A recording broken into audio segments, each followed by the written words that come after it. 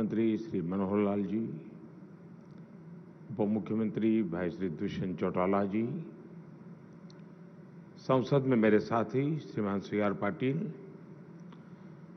Suzuki motor corporation के वरिष्ठ पदाधिकारीगण, भारत में जापान के एम्बेसडर, मारुति सुजुकी के वरिष्ठ अधिकारीगण, अन्य सभी महानुभाव, देवियों और सज्जनों, सबसे पहले मैं सुजुकी और सुजुकी परिवार से जुड़े सभी लोगों को हार्दिक बधाई देता हूं। भारत और भारत के लोगों के साथ सुजुकी का पारिवारिक रिश्ता अब 40 वर्ष का हो गया है। आज एक और गुजरात में इलेक्ट्रिक व्हीकल बैटरी के प्रोडक्शन के लिए एम्बिशियस प्लांट का शिलान्यास हो रहा है, तो साथ ही हरियाणा में नई कार मैन्युफैक्चरिंग फैसिलिटी की शुरुआत भी हो रही है। मैं मानता हूं ये विस्तार सुजुकी के लिए भविष्य की अपार संभावनाओं का आधार बनेगा। मैं इसके लिए सुजुकी मोटर्स को, इस विशाल परिवार के सभी मेंबर्स को हार्दिक बधाई भी देता हूं। विशेष रूप से मैं श्रीमान ओसामू सुजुकी और श्रीमान तोशिहिरोरी सुजुकी, इन दोनों को भी बधाई देता हूं। आप जब भी मुझसे मिलते हैं, भारत में सुजुकी का नया विजन पेश करते हैं। अभी इसी साल मई में मुलाकात हुई थी, ओसामू सुजुकी जी से हुई थी और उन्होंने मुझसे 40 वर्ष के कार्यक्रम में आने का आग्रह किया था। मेरे लिए इस तरह के फ्यूचरिस्टिक इनिशिएटिव का साक्षी बनना एक सुखद अनुभव है। साथियों, मारुति सुजुकी सफलता भारत जापान की मजबूत पार्टनरशिप का भी प्रतीक है। बीते 8 वर्षों में तो हम दोनों देशों के बीच ये रिश्ते नई ऊंचाइयां तक गए हैं। आज गुजरात, महाराष्ट्र में बुलेट ट्रेन से लेकर उत्तर प्रदेश में बनारस के रुद्राक्ष सेंटर तक विकास की कितनी ही परियोजनाएं भारत जापान दोस्ती का उदाहरण है। और इस दोस्ती की जब बात होती है तो हर एक भारतवासी को हमारे मित्र, पूर्व प्रधानमंत्री स्वर्गीय शिंजो आबे जी, उनकी याद जरूर आती है। आबे शान जब गुजरात आए थे, उन्होंने जो समय यहां बिताया था, उसे गुजरात के लोग बहुत आत्मीयता से याद करते हैं। हमारे देशों को और करीब लाने के लिए जो प्रयास उन्होंने किए थे, आज पीएम किशिदा उसे आगे बढ़ा रहे हैं। अभी हमने प्रधानमंत्री किशिदा का वीडियो संदेश भी सुना। मैं इसके लिए प्रधानमंत्री किशिदा और जापान के सभी नागरिकों का भी भारत की ओर से अभिनंदन करता हूं। साथियों, मैं इस अवसर गुजरात और हरियाणा के लोगों को भी अनेक अनेक शुभकामनाएं देता हूं, जो देश के औद्योगिक विकास और मेक इन इंडिया को लगातार गति दे रहे हैं। इन दोनों ही राज्यों की सरकारों की जो विकास परक, उद्योग परक नीतियां हैं, ईज ऑफ डूइंग बिजनेस की दिशा में जो प्रयास है, उनका लाभ करोड़ों प्रदेशवासियों को और विशेष रूप से युवाओं को मिल रहा है। साथियों, इस खास आयोजन में आज मुझे बहुत कुछ पुराना याद आना स्वाभाविक है।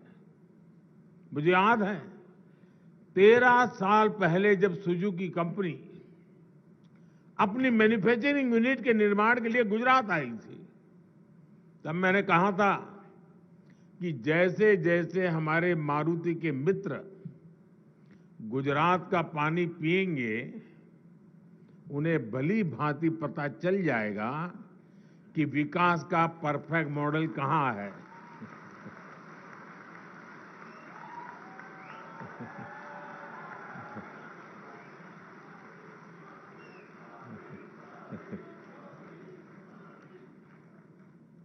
आज मुझे खुशी है कि गुजरात ने सुजुकी को किया अपना वायदा बखूबी निभाया और सुजुकी ने गुजरात की बात भी उसी सम्मान के साथ रखी। आज गुजरात देश में ही नहीं बल्कि पूरी दुनिया में टॉप ऑटोमोटिव मैन्युफैक्चरिंग हब बनकर के उभरा है। साथियों, आज का ये अवसर ऐसा है जिसमें गुजरात और जापान के आत्मीय रिश्तों पर जितनी चर्चा करूं उतनी कम होगी। गुजरात और जापान के बीच जो रिश्ता रहा है वो डिप्लोमेटिक दायरों से भी बहुत ऊंचा रहा है। मुझे याद है जब 2009 में वाइब्रेंट गुजरात समिट का आयोजन शुरू हुआ था, तभी से जापान इसके साथ एक पार्टनर कंट्री के तौर पर हमेशा जुड़ा रहा है। और ये बहुत बड़ी बात है। एक राज्य और दूसरी तरह एक डेवलप कंट्री, इन दोनों का साथ चलना ये अपने आप में बहुत बड़ी बात है। आज भी वाइब्रेंट गुजरात समिट में जापान की भागीदारी सबसे ज्यादा होती है। अपने मुख्यमंत्री काल के दिनों में मैं अक्सर एक बात कहता था, I want to create a mini Japan in Gujarat. इसके पीछे का भाव यही था कि जापान के हमारे अतिथियों को गुजरात में भी जापान की अनुभूति हो, उनको फीलिंग आए। हमने प्रयास किया कि जापान के लोगों को, जापान की कंपनियों को यहां किसी तरह की परेशानी न हो। आप अंदाजा लगा सकते हैं कितनी छोटी छोटी चीजों पर हम ध्यान देते थे। बहुतों को शायद सुनकर के आश्चर्य भी होगा। अब हम सबको पता है, जापान के लोग हो और गोल्फ खेलना न हो तो बात अधूरी रह जाती है। बिना गोल्फ आप जापानीज की कल्पना ही नहीं कर सकते। अब हमारा गुजरात, वहां गोल्फ की दुनिया से कोई लेना देना नहीं था, तो मुझे अगर जापान को यहां लाना है तो मुझे गोल्फ कोर्स से शुरू करने चाहिए। और मुझे खुशी है कि आज गुजरात में अनेक गोल्फ के मैदान हुए हैं जहां हमारे जापान के लोग यहां काम करते हैं, उनको वीकेंड बिताने के लिए अवसर मिल जाता है।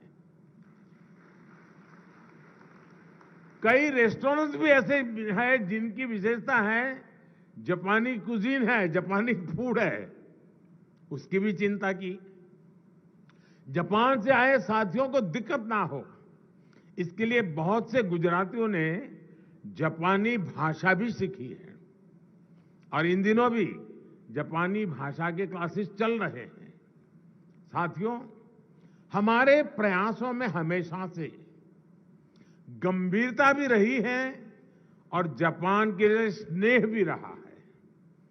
आज इसी का नतीजा है कि सुजुकी समेत जापान की 125 से ज्यादा कंपनियां गुजरात में काम कर रही है। ऑटोमोबाइल से लेकर बायोफ्यूल तक के क्षेत्र में यहां जापानी कंपनियां अपना विस्तार कर रही है।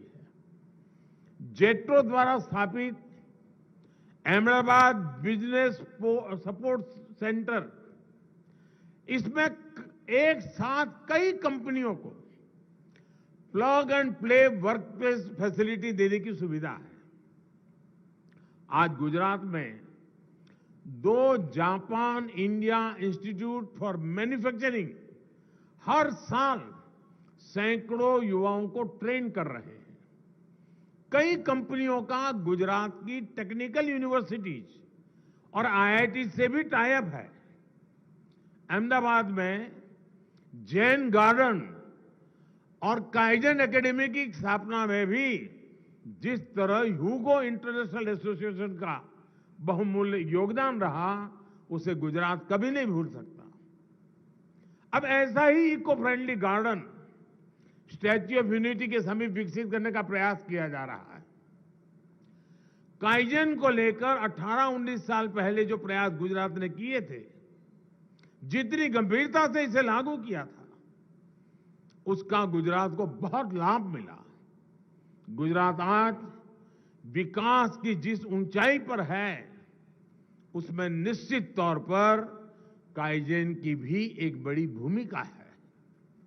मैं जब प्रधानमंत्री के तौर पर दिल्ली गया तो काइजन के अनुभवों को पीएमओ और केंद्र सरकार के अन्य विभागों में भी इसे लागू किया। अब काइजन का लाभ देश को और ज्यादा मिल रहा है। सरकार में हमने जापान प्लस की भी एक विशेष व्यवस्था की है। गुजरात और जापान की साझा यात्रा को यादगार बनाने वाले जापान के बहुत सारे मित्र, कई सारे पुराने मेरे साथी आज यहां कार्यक्रम में मौजूद हैं। एक बार फिर मैं आप सबका भी अभिनंदन करता हूं। साथियों, आज भारत में इलेक्ट्रिक व्हीकल का बाजार जितनी तेजी से बड़ा हो रहा है, कुछ साल पहले तक उसकी कल्पना भी नहीं होती थी। इलेक्ट्रिक वाहनों की एक बड़ी खासियत यह होती है, वो साइलेंट होते हैं।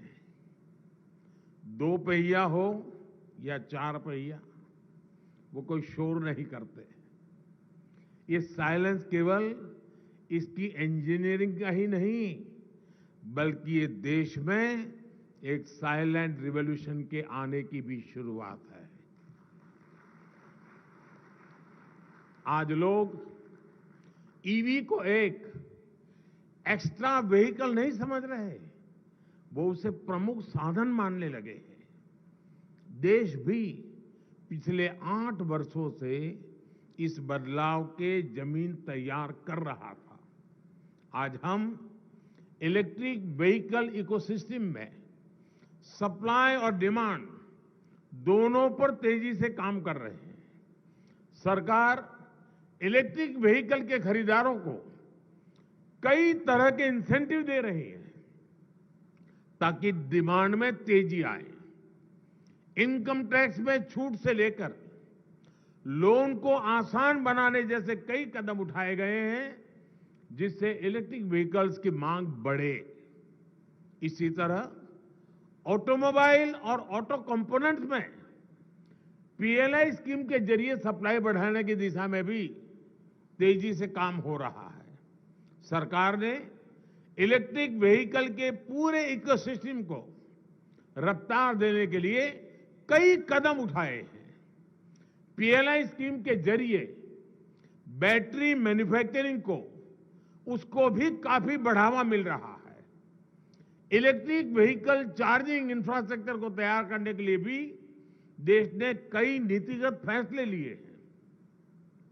2022 के बजट में बैटरी स्वैपिंग पॉलिसी को पेश किया गया है। टेक्नोलॉजी शेयरिंग जैसी नीतियों पर नई शुरुआत हुई है। सप्लाई, डिमांड और इकोसिस्टम की मजबूती से ईवी सेक्टर का आगे बढ़ना तय है।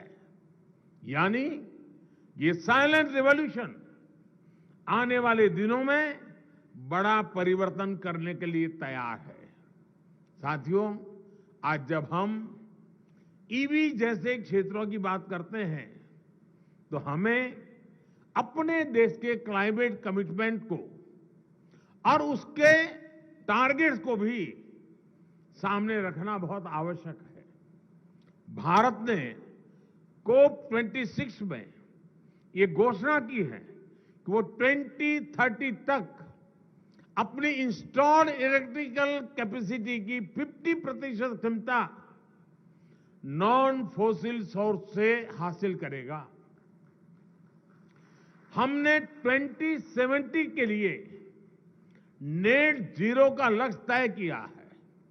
इसके लिए हम ईवी चार्जिंग इंफ्रास्ट्रक्चर और ग्रिड स्केल बैटरी सिस्टम जैसे एनर्जी स्टोरेज सिस्टम को इंफ्रास्ट्रक्चर की हार्मोनाइज्ड लिस्ट में शामिल करने की तैयारी कर रहे हैं। साथ ही हमें बायोगैस, फ्लैक्स फ्यूल जैसे विकल्पों की ओर भी बढ़ना होगा। मुझे खुशी है कि मारुति सुजुकी इसी दिशा में biofuel, ethanol blending, hybrid EV जैसे तमाम विकल्पों पर भी काम कर रही है। मेरा सुझाव है कि इसके साथ साथ सुजुकी कंप्रेस्ड बायोमीथेन गैस यानी सीबीजी जैसी संभावनाओं से जुड़े प्रोजेक्ट भी शुरू कर सकती है।